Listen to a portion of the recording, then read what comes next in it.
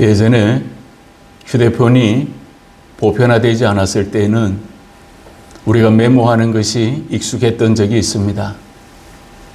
그리고 수첩을 가지고 다니면서 필요한 사항을 적어두고 일정을 다이어리에 적곤 했습니다. 그런데 그런 모든 기능들이 작업들을 요즘은 휴대폰에서 앱을 통해서 여러 가지로 사용할 수 있고, 또한 인터넷도 SNS도 우리가 마음대로 또 사용하기도 합니다. 그래서인지 모르겠지만 예전에는 메모하거나 또 수첩 같은 곳에 연락처를 적어두고 할 때는 전화번호를 많이 외우곤 했습니다. 그런데 휴대폰이 그리고 또 전화번호를 연락처를 저장하고 난 후부터는 요즘은 전화번호를 외우는 게 그렇게 익숙하지도 않고 또 외울 필요성을 느끼지 못해서 간혹 중요한 전화번호를 잊기도 합니다. 그것처럼 사람의 이 기억이라고 하는 것도 계속해서 사용하면 할수록 더 기억력이 좋아지는데, 사용하지 않으면 안 할수록 조금씩 무뎌져 가는 것을 요즘 느끼곤 합니다. 그런 것처럼 우리가 오늘 모든 모습들 속에서 살아가는 삶의 자리에서 기억해야 할 부분이 있습니다.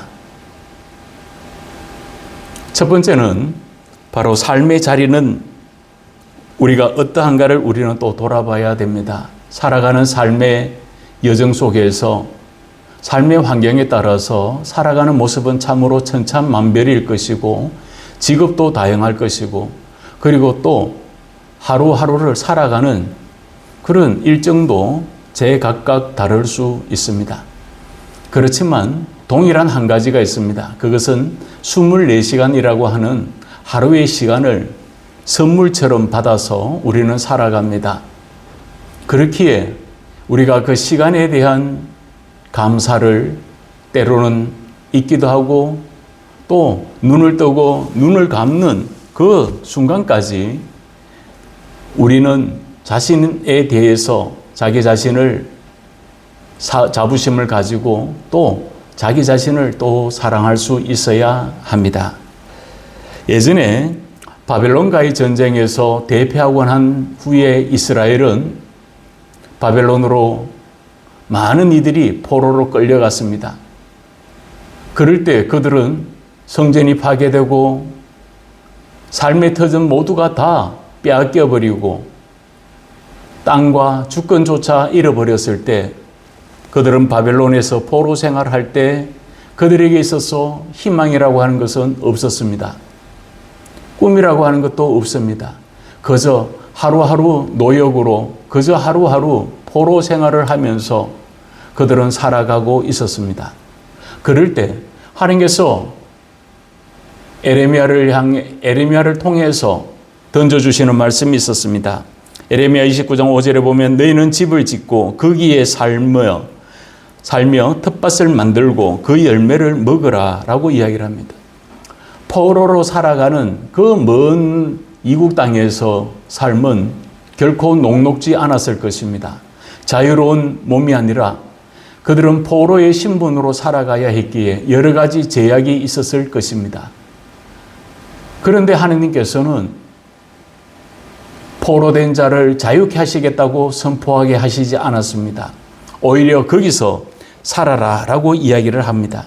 거기서 거하라 라고 하는 이 야사브라고 하는 이 말은 앉다, 머물다, 정착하다 라는 뜻을 갖고 있지만, 단순한 체류가 아닌 뿌리를 내리는 지속적인 거주를 이야기할 때 이 단어 야사브가 사용합니다. 그래서 거주하다는 이 말은, 이 야사브라고 하는 이 히브리어 음은 뿌리를 내리고 그곳에서 지속적으로 살아가는 것입니다. 더 나아가서 하나님이 허락하신 자리에서 은혜를 의지하고 하나님의 뜻을, 하나님의 계획을 바라보며 순종하며 살라는 그런 뜻도 있는 것입니다. 똑같은 24시간을 살아가면서 어떤 이는 낙심과 좌절 가운데 살아갈 수도 있고 어떤 이는 일들이 조금씩 풀려갈 때 얼굴에 웃음을 띠고 기쁨과 즐거움을 회복해 가기도 할 것입니다. 그런데 하나님은 이 에레미야를 통해서 바벨론의 포로 생활을 하고 있는 자들에게 너희는 이제는 고국으로 돌아갈 생각을 하지 말고 거기서 머물라라고 이야기를 합니다. 뿌리를 내리라는 것입니다. 이것보다 더 경악스러운 말이 어디 있겠습니까? 이스라엘은 자유의 몸을 원합니다. 그리고 이스라엘로 돌아가기를 원했지만 하나님은 오히려 그들의 길을 막으셨습니다. 그리고 이어서 29장 7절에 이렇게 말합니다. 너희는 내가 사로잡혀 가게 한 그 성읍의 평안을 구하고 그를 위하여 여호와께 기도하라. 이는 그 성읍이 평안함으로 너희도 평안할 것임이라 라고 이야기를 합니다.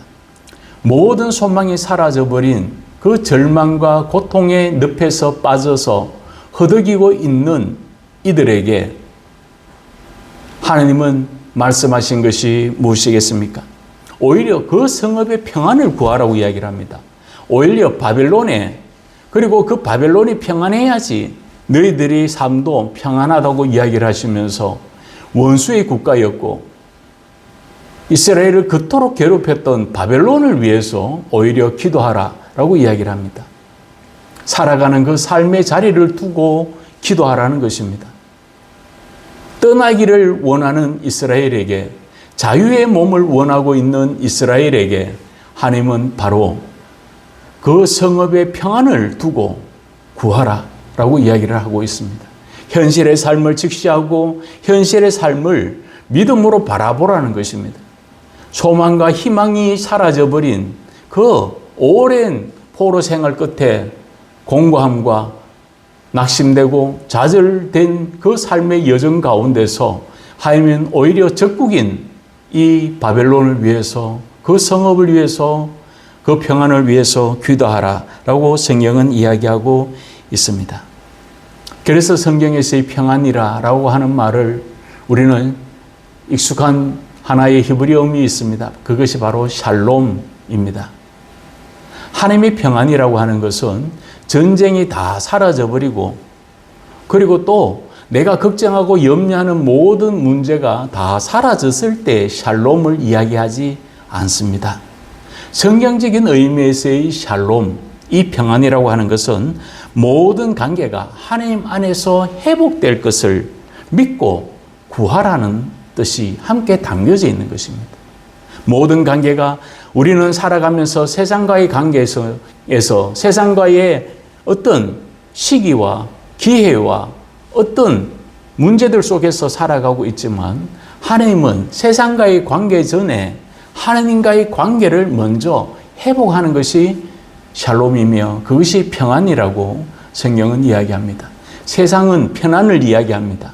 하지만 하나님은 우리들에게 평안을 요구하고 계신다는 것을 우리는 잊지 말아야 합니다. 그렇기 때문에 그 포로 생활에서 감사하기가 힘들고 하나님 앞에 예배하기가 힘들고 하나님을 섬기기가 어려운 그 역사적인 현장 속에서 하나님은 이스라엘 백성들에게 원하는 것이 따로 있더라는 것입니다. 바로 샬롬을 믿는 사람은 은혜를 바라보고 그 은혜 안에서 감사하게 되는 것입니다. 그래서 그 감사라고 하는 이 표현을 이 토다라고 읽는데 찬양과 감사, 고백의 의미를 두고 있습니다. 그래서 이 토다라고 하는 이 감사는 원래는 그 뿌리의 어원이 야다라고 읽습니다.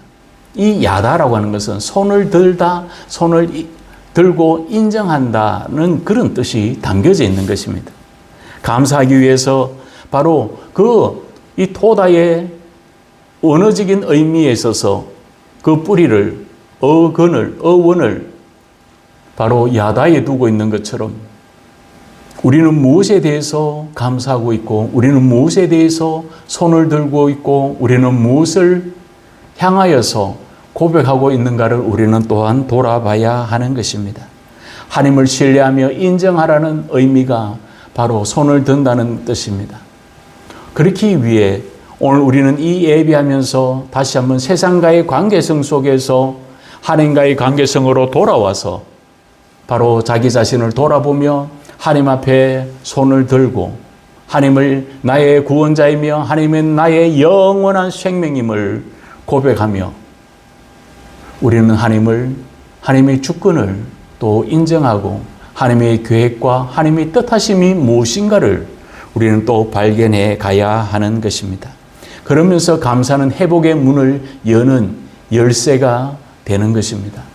여러분, 우리가 살아가는 삶의 그 자리에서 문제를 맞닥뜨릴 때에는 우리는 좀처럼 감사하지 못합니다. 하나님께 기도하지 못할 때가 많습니다. 좌절과 깊은 시련의 늪에서 허덕일 수밖에 없지만 그럼에도 불구하고 성경은 하나님을 감사하라고 이야기합니다. 하나님을 향하여 찬양하라고 이야기하고 하나님을 경배하라고 이야기를 합니다. 하나님을 향하여서 손을 들 때 하나님이 우리를 지켜주신다고 성경은 여러 곳에서 우리들에게 말씀하고 있습니다. 두 번째는 바로 오늘 본문으로 돌아오면 두 부류의 사람이 있습니다. 잊어버린 자와 기억하는 자로 나누어질 수 있는 것입니다. 사울의 아들 요나단에게 절뚝발이 아들이 있었습니다. 절뚝발이 아들이 된 것은 그가 5살 때 사울과 요나단이 전쟁터에서 사망했다고 하는 이야기를 듣고 그 유모가 이 아이를 엎은 채 급히 도망가다가 그만 실수해서 아이를 떨어뜨려 버렸습니다. 그래서 다리가 부러져서 걷지를 못하는 상황에 이르렀습니다. 그 아이의 이름이 바로 이 머비보셋입니다. 그래서 다윗은 자신이 왕위에 오를 때 많은 사람들은 사울의 후손들을 나중에 돼서 화근거리가 될 수 있기 때문에 모두가 다 정적을 제거하라고 이야기를 했지만 오히려 다윗은 요나단에게 받은 그 은혜와 요나단에게 받은 그 사랑, 연인들 간의 사랑보다 더 기뻤던 친구 간의 그 사랑을 생각하고 그가 산 사람이 누구인가, 자녀가 후손이 누구 있는가를 찾아볼 때 머비보셋이 있었습니다. 그럴 때 성경에 보면 사무엘하 9장 7절에 보면 이 말을 합니다. 다윗이 가로되 무서워 말라. 내가 반드시 너희 아비 요나단을 인하여 너에게 은총을 베풀리라. 내가 너희 조부 사울의 밭을 다 너에게 도로 주겠고 또 너는 항상 내 상에서 먹을지니라 라고 말합니다. 목숨을 부지하게 한 정도가 아닙니다. 사울이 가지고 있었던 그 당시에는 모든 것이 군주국가였기 때문에 왕의 나라가 전부 왕의 땅이었습니다. 그런데 사울의 목으로 가지고 있었던 그 밭과 땅을 다 너에게 돌려주겠다라고 이야기를 합니다. 왜 그럴까요? 요나단으로 인하여라고 이야기를 합니다. 머비보셋의 아버지였던 이 요나단에게 받은 사랑이 너무 크기 때문에, 그리고 내가 그 사랑을 두고 맹세한 것이 있다. 하나님과 내가 약속한 것이 있으니 그 약속을 나는 지키겠다라고 이야기를 했습니다. 그럴 때 이 머비보셋이 우리가 잘 알고 있는 유명 고백을 합니다. 저가 절하여 가로되 이 종이 무엇이간데 왕께서 죽은 개 같은 나를 돌아보시나이까 라고 이야기를 합니다. 폐위된 왕입니다. 이제는 폐주로 물러나 버린 왕이 있다면 그 후손들은 분명 새로운 왕이 등극할 때 바로 유배를 가거나 암살을 당하거나 또 그 모두를 다 참형에 처할 것입니다. 머비보셋도 예외는 아닐 것입니다. 다윗의 이 마음을 몰랐던 이 머비보셋은 제대로 걸을 수도 없는 상황에서 자기를 도와줄 자가 아무도 없습니다. 죽고 난 가문의 문이 닫힌 그 왕가에 누가 그를 돌보겠습니까? 그렇기 때문에 그는 여러모로 어려운 삶을 살았을 것입니다. 그럴 때 그는 죽은 개 같은 나를 라고 이야기를 합니다. 어쩌면 우리 또한 하나님의 삶 가운데서 하나님이 허락하시는 그 은혜 가운데서 살아갈 때 우리의 모습이 지금 어쩌면 죽음보다 더 깊은 잠을 잘 때도 있고 때때로는 지치고 공감 가운데 우리가 어쩌면 이 머비보셋처럼 죽은 개처럼 살아가고 있지는 아니하고 있습니까? 겨우 목숨만 연명해 가고 있었던 머비보셋은 자신을 돌봐줬던 다윗을 생각합니다. 그리고 다윗에게 신변에 문제가 생겼을 때 그는 다윗을 버리지 않았습니다. 물론 할 수 있는 것이 아무것도 없었을 것입니다. 자기 몸 하나 간수하지 못하는 자가 뭘 할 수 있겠습니까? 그럴 때 나중에 다윗이 돌아와서 야, 너는 왜 나와 함께 하지 않았냐? 라고 물을 때 이 머비보셋이 요나단의 아들이었던 이 머비보셋은 다윗 앞에 이렇게 이야기를 합니다. 사울의 손자 머비보셋은 내려와서 왕을 맞으니 저는 왕이 떠난 날부터 평안히 돌아오는 날까지 그 발을 맵시 내지 아니하며 그 수염을 깎지 아니하며 옷을 빨지 아니하였더라 라고 이야기를 합니다. 머비보셋은 다윗의 은혜를 생각할 때 자기가 할 수 있는 것이 아무것도 없었습니다. 그래서 자기 몸을 전혀 치장하지 않았던 것입니다. 어쩌면 머리도 감지 못했을 것이고 자기 몸을 치장하지 않고 맵시를 부리지 않았을 것이고 수염도 깎지 않았을 것이고 옷을 빨지 않았다라고 이야기를 하고 있는 것입니다. 그런 것처럼 은혜를 잊지 않았던 다윗처럼 때로는 다윗의 은혜를 잊지 않았던 이 머비보셋처럼 우리는 하나님의 은혜를 잊지 않아야 합니다. 오늘 본문에 보면 바로 예수님께서 예루살렘으로 가는 중 사마리아와 갈릴리 사이의 경계 지역을 방문하게 됩니다. 우리가 잘 알고 있는 대로 유대인은 사마리아인들을 혼혈족이라고 생각했고 그들을 개같이 취급하는 때가 있었습니다. 그렇기 때문에 이 사마리아와 갈릴리 사이의 이 경계선 지역에 이 경계 지역은 어느 누구도 가지 않았던 곳입니다. 그곳은 바로 더럽혀진 곳이라고 생각했을지 모릅니다. 그곳은 바로 하나님의 은혜가 떠났는 곳이라고 생각하고 사마리아 근접에는 참여도 하지 않았었고 또 사마리아인과는 상종도 하지 않았을 때가 있었습니다. 그런데 그 주변에 예수님이 지나간다는 소식을 듣고 거기에 한 무리가 예수님을 찾아왔습니다. 그 무리는 나병 환자들이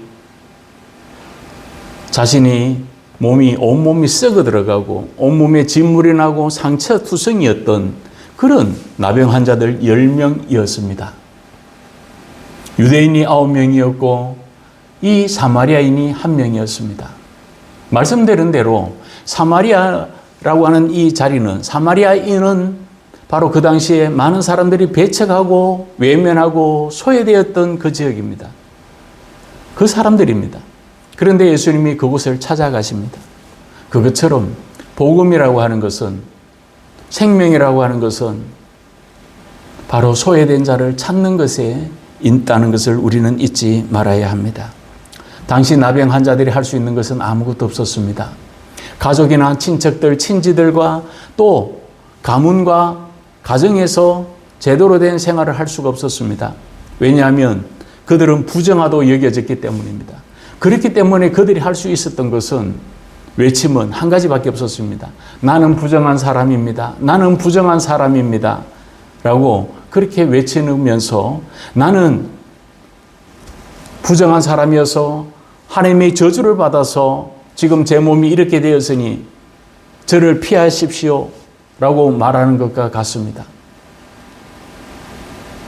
저는 부정합니다. 부정합니다 라고 하는 그 말밖에 할 수 없었던 그들이 예수님이 온다는 소식을 듣고 이렇게 이야기를 합니다. 13절에 소리를 높여 이르되 예수 선생님이여 우리를 불쌍히 여기소서라고 이야기를 합니다. 그래서 불쌍히 여기소서라고 그렇게 소리쳤습니다. 그런데 단순히 목소리를 높이는 정도가 아닙니다. 많은 사람들이 모였고 또 근접할 수 없기 때문에 예수님은 저 멀리 있으니까 그들이 소리쳤다고 이야기를 하는 것으로 들려집니다. 그러나 거기서의 이 다급함은 외치는 이 폰이라고 하는 이 말은 자기의 온몸을 쥐어 짜는 것 같은 그런 고통이 수반된 외침이었습니다. 그렇기 때문에 기도도 바로 그런 것입니다. 그래서 어떤 분이 간절함이 무슨 말인지 압니까? 라고 제게 물어본 적이 있습니다. 그럴 때 간절함, 그 사전적인 의미를 제가 이야기할 때 그때 어떤 한 동력 목사님이 제게 그런 이야기를 했습니다. 목사님, 간절이라고 하는 것은 간이 저리도록 기도하는 겁니다. 라고 말씀해 준 적이 있습니다. 지금 돌아보니 그분은 아마 이 하나님 앞에 외치는 이 폰이라고 하는 자기의 모든 목소리를 쥐어짜서 마지막으로 소리치는 이 절규였던 것입니다. 그런데 예수님께서 14절에 보면 보시고 이르시되 가서 제사장들에게 너희 몸을 보이라 하셨더니 라고 이야기를 합니다. 당신 나병 환자가 온전해지고 정상적인 사회활동을 가능할 수 있을 때쯤은 바로 레위기서 13장 14장의 규례를 생각하고 제사장에 가서 확인을 받아야 됩니다. 저는 이제 나병에서 벗어났습니다. 그러니 이제 정상적인 활동을 할 수 있도록 저를 확인해 주십시오라고 이야기를 하면 제사장은 그 몸을 확인합니다. 그러면 확인되면 그 다음에는 자기의 정상적인 생활을 할 수 있는 것입니다. 그런데 예수님께서는 제사장에 가서 너의 몸을 보이라 라고 하는 그냥 규례만을 이야기하십니다. 다른 때와 같이 손을 얹고 기도를 해주시거나 아니면 침을 발라서 귀에 대시고 열려라 라고 말씀하신 것도 아닙니다. 일어나 걸어라 라고 말씀하신 것도 아닙니다. 단지 제사장에 가서 너의 몸을 보이라 라고 이야기를 합니다. 그런데 그 말을 듣고 이 10명의 나병 환자들은 예수님의 말에 순종하고 제사장에게 보이기 위해서 제사장이 있는 곳으로 걸어갔습니다. 그곳으로 갔습니다. 그런데 가다 보니 놀라운 일이 일어났습니다. 그래서 성경에 뭐라고 이야기합니까? 그들이 가다가 깨끗함을 받은지라 라고 이야기를 하고 있습니다. 걸어가고 있는데 썩어가고 있는 이 피부가 조금씩 마치 지금의 CG처럼 어떤 영화에서 드러나는 그런 CG 현상처럼 바로 온전해지고 피부가 다시 소생되고 있었습니다. 상처가 나고 진물이 흐르던 그곳이 이제는 깨끗해졌습니다. 얼마나 기쁘고 감사한 일이겠습니까? 그들은 하나님의 놀라운 이 기적 가운데서 어쩌면 너무나 기뻐했을 것입니다. 그런데 문제가 있었습니다. 그들 중에 잊어버린 자가 있더라는 것입니다. 9명이 문제가 해결받았을 때 그들은 자신의 그 상처가 자신을 오랫동안 괴롭혔던 그리고 오랫동안 사회생활을 하지 못했던 정상적인 생활을 하지 못했던 그 질병이 깨끗하게 치유받았을 때 그들은 너무 기쁜 나머지 제사장에게 확인을 받고 그 이후에는 바로 자기들의 갈 길로 가버렸습니다. 마치 택배로 선물이 도착했을 때 포장지를 뜯고 그 선물만 생각하고 있다면 그리고 또 선물을 준 사람 앞에서 우리는 보통 선물을 뜯잖아요. 선물을 준 사람 앞에서 선물을 뜯고 확인합니다. 그런데 선물을 뜯어서 그 선물이 내가 원했던 선물이면 얼마나 좋겠습니까? 얼마나 기분 좋겠습니까? 그런데 선물을 받아두고 선물을 준 사람에게는 신경도 쓰지 않고 그 받은 선물만 자꾸 만지고 애착을 가지고 있다면 선물 준 사람이 얼마나 어이가 없겠습니까? 적어도 잘 쓸게요. 아니면 고맙습니다 라고 말 한마디 해야 되는데 그렇게 하지 않는다면 우리가 얼마나 마음에 상처가 되겠습니까?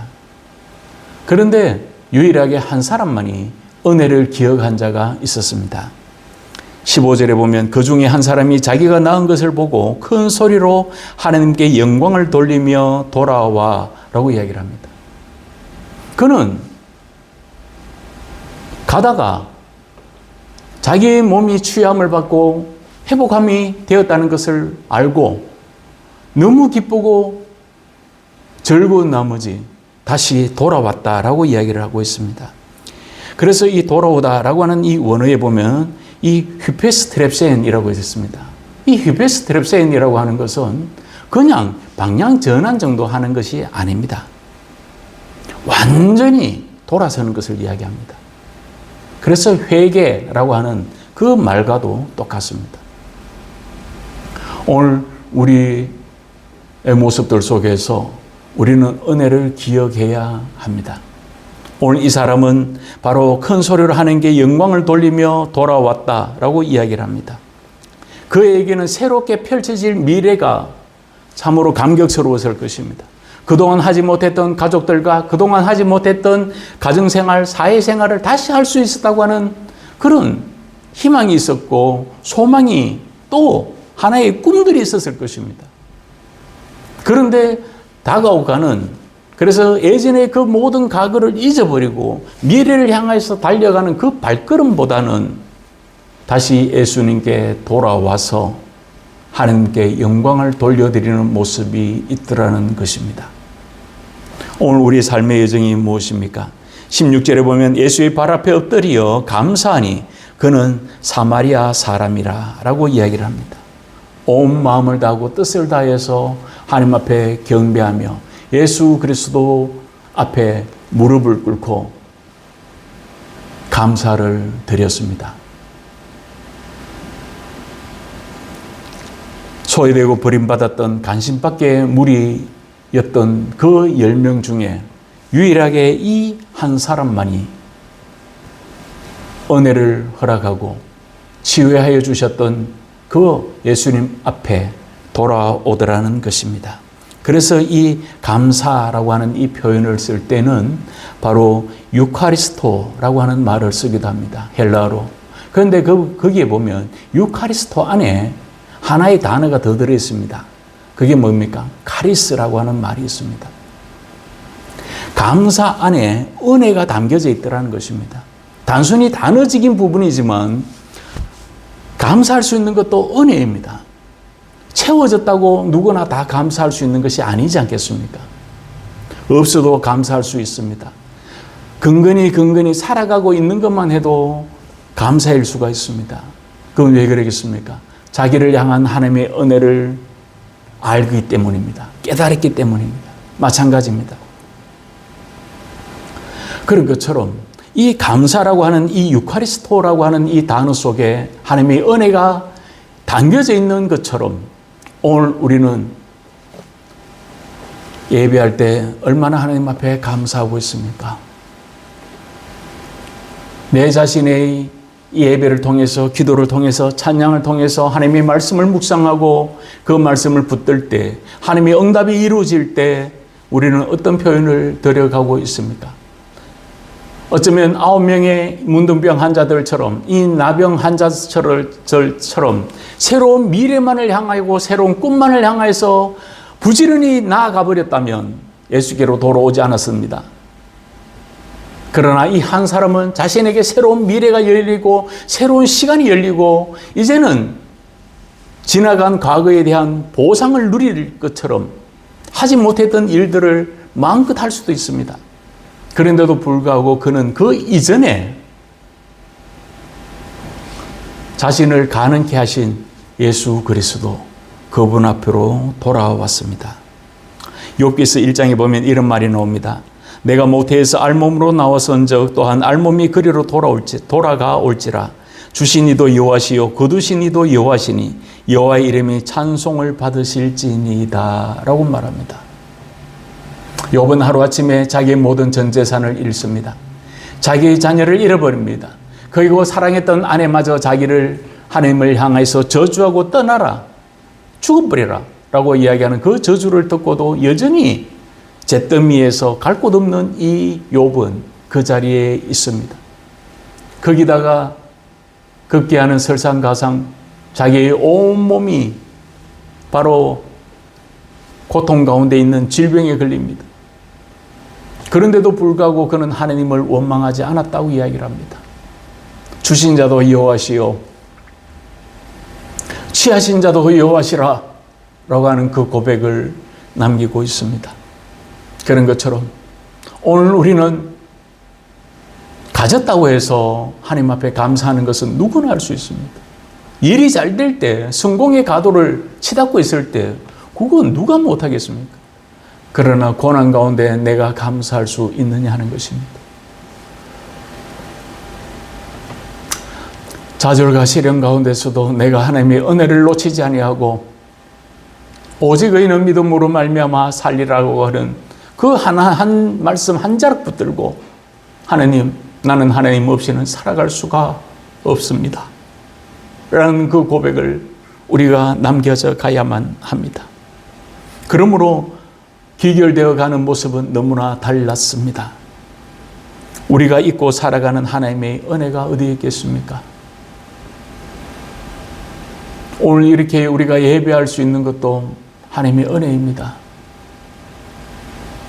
이전이 언제 이루어질지 알 수가 없지만 제가 포항에 온 지 25년이라고 하는 세월이 지났고 하나님의 약속을 붙들고 나아가면서도 하나님은 길을 쉽게 열어주지 않았습니다. 이런 길도 있었고 저런 길도 있었지만 가보면 막힐 때가 있었습니다. 그런데도 불구하고 하나님은 오늘처럼 우리가 예배할 수 있는 이 은혜의 공간을 허락하셨습니다. 교회를 허락하셨고 살아갈 수 있는 삶의 터전을 허락해 주셨습니다. 그런 것처럼 우리는 일상의 평안한 들 속에서 모든 것이 당연하게 생각할 수가 있지만 그러나 망각은 믿음을 무너뜨리는 위험한 독소가 됩니다. 노아의 홍수 사건 이후에 하나님이 먼저 말씀하십니다. 무지개가 구름 사이에 있으리니 내가 보고 나 하나님과 땅에 무릇 혈기 있는 모든 생물 사이에 된 영원한 언약을 기억하리라 라고 말합니다. 노아와 거기에 있는 모든 가족들이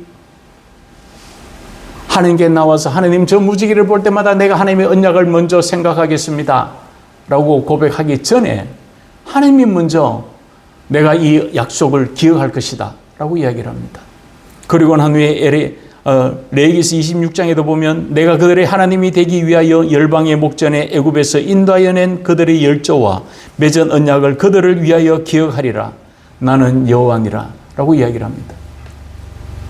출애굽하실 때 하나님은 여전히 함께 하셨고 또 내가 그 약속들을 기억하겠다라고 말씀합니다. 그렇습니다. 하나님은 일을 행하시는 여호와, 일을 성취하시는 하나님이라고 성경은 말씀하고 있습니다. 그런 것처럼 우리가 기도할 때 하나님은 약속은 떠나지 않습니다. 하나님은 인생이 아니시니 시건치 아니하신다고 이야기를 했습니다. 하나님은 하신 그 말씀을 모두 다 지키신다고 말씀하셨습니다. 그렇기 때문에 우리는 기도할 때 하나님이 놀라운 이 응답으로 우리의 삶이 기결되어 가고 있음을 우리는 감사할 수 있어야 합니다. 그런데도 불구하고 출애굽의 기적을 또 출애굽을 한 40년 동안의 생활을 그들은 뒤돌아보고 감사하지 않았습니다. 오히려 목마를 때, 오히려 배고플 때 애굽이 더 좋았노라 라고 이야기를 하고 오히려 애굽을 향하여서 돌아가기를 원하며 모세에게 원망하지 않습니까? 그런 것처럼 원망이나 감사는 우리의 믿음을 허물어뜨리는 독소가 됨을 우리는 잊지 말아야 됩니다. 예수님도 이렇게 말씀합니다. 이 이방인 외에는 하나님께 영광을 돌리러 돌아온 자가 없느냐 하시고 그에게 이르시되 일어나 가라 너의 믿음이 너를 구원하였느니라 라고 말씀하시고 있습니다. 하나님은 돌아온 사마리아 한 사람을 보고 야, 10명이 치료함을 받았는데 돌아와서 하나님께 영광 돌리는 사람은 너 한 사람밖에 없구나 라고 이야기를 합니다. 그러면서 예수님은 말씀하십니다. 가라, 너의 믿음이 너를 구원하였느니라 라고 이야기를 합니다.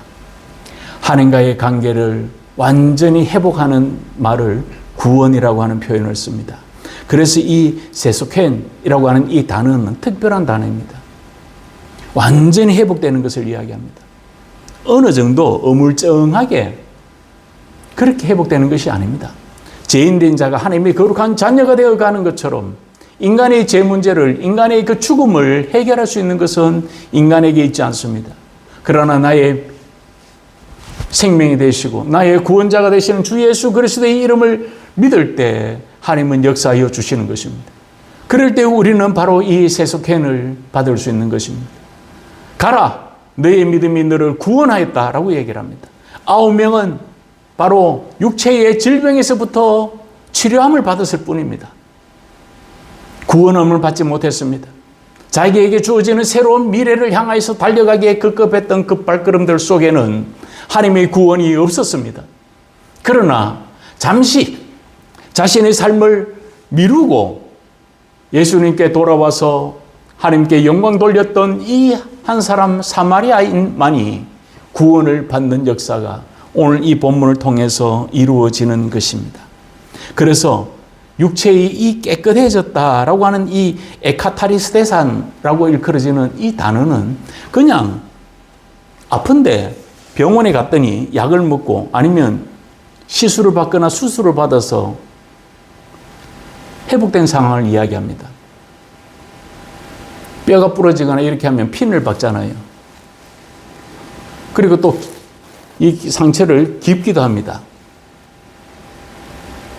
그런데 그걸 온전한 회복이라고 깨끗하다고 이야기를 하지 않습니다.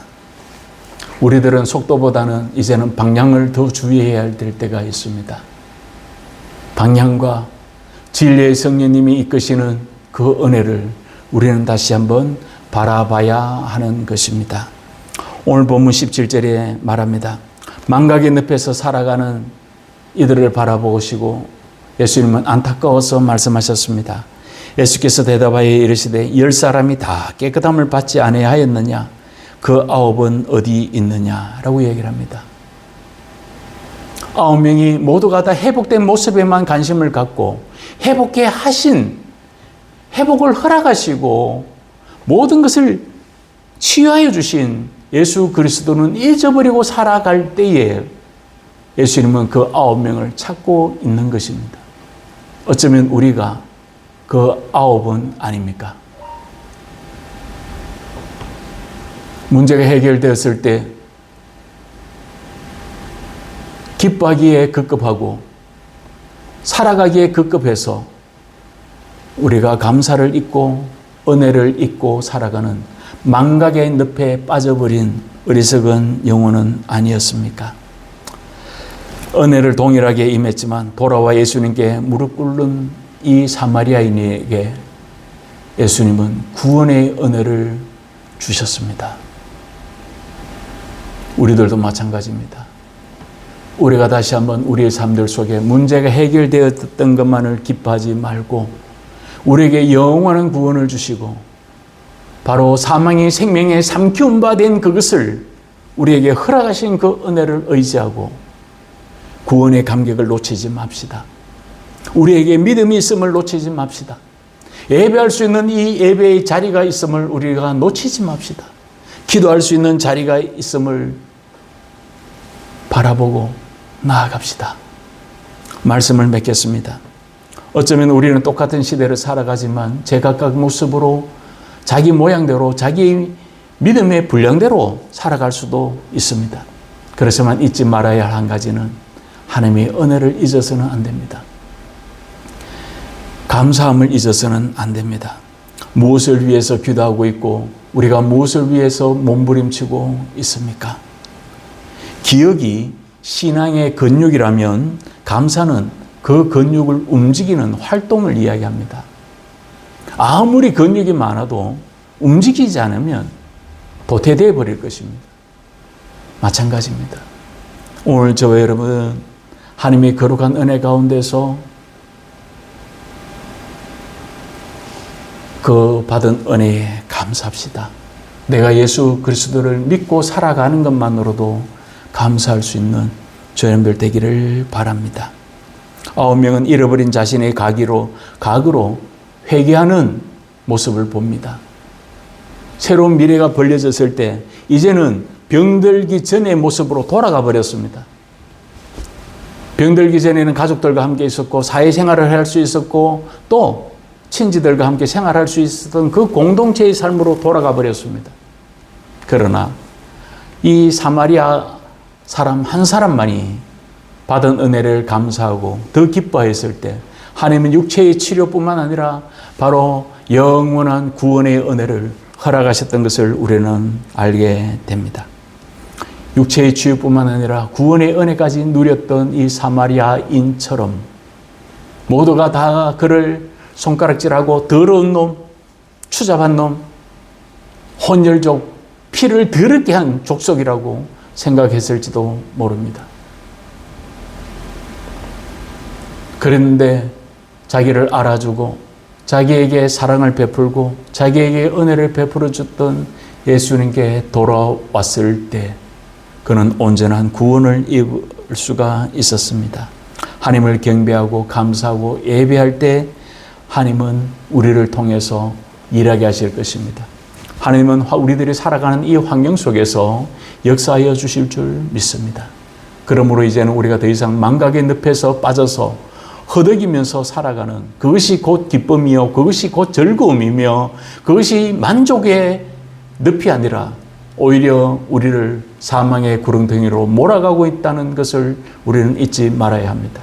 그러므로 믿음에서 떨어질까 주의하라고 이야기했던 것처럼 우리는 하나님의 약속을 붙들고 하나님의 거룩한 은혜를 붙들고 구원의 감격과 감사 가운데서 하나님의 말씀을 놓치지 아니하고 하나님의 계획을 의지하고 천국의 소망을 두고 살아갈 수 있는 그런 복된 믿음의 사람들이 되시기를 또 저와 함께 더욱더 인내하며 저와 함께 더욱더 천국의 소망을 두고 말씀 의지하고 주 예수 그리스도의 은혜를 사모하며 예배하며 기도하며 찬양하며 하나님만을 바라볼 수 있는 그래야 해서 우리가 오늘 이 주일 예배를 통해서 위로함을 얻고 회복함을 누리며 하나님의 거룩한 약속의 은혜의 응답을 의지하고 살아갈 수 있는 우리들이 되기를 주님의 이름으로 권면을 드립니다. 이 시간에 우리 함께 다 같이 통성으로 함께 같이 기도합시다. 기도할 때 우리가 망각의 늪에서 살아가는 존재가 아니라 하나님의 은혜를 생각하고 하나님이 베푸시는 그 감사와 그 구원의 감격 속에 살아갈 수 있는 우리들이 되도록 우리 함께 같이 이 시간 마음 모아 뜻 모아 우리 함께 같이 기도합니다.